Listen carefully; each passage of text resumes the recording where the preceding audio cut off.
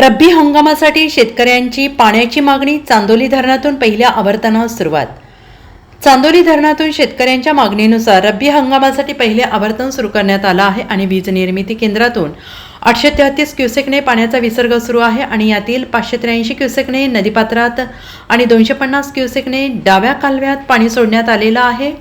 कालव्यातील 47 पाझर तलावात 2% तर मध्यम प्रकल्पातील 10% पाणीसाठा कमी झालेला आहे आणि चांदोली धरण 28 सप्टेंबरला पूर्ण क्षमतेनं भरलेलं होतं। सध्या रब्बी हंगामासाठी शेतकऱ्यांनी पाण्याची मागणी केली आहे आणि या मागणीनुसार अगोदर 150 क्युसेक आणि नंतर 250 क्युसेकने विसर्ग सुरू करण्यात आला।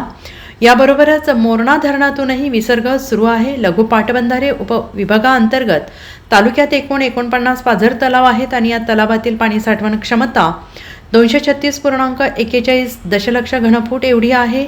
तर 47 तलाव पूर्ण क्षमतेनं भरलेले होते आणि त्यामधील पाणीसाठ्यात 2% घट होऊन सध्या 225.91 दशलक्ष घनफूट एवढा पाणीसाठा उपलब्ध झाला आहे। तर सर्व तलावांची सिंचन क्षेत्र क्षमता 1659 हेक्टर एवढी आहे।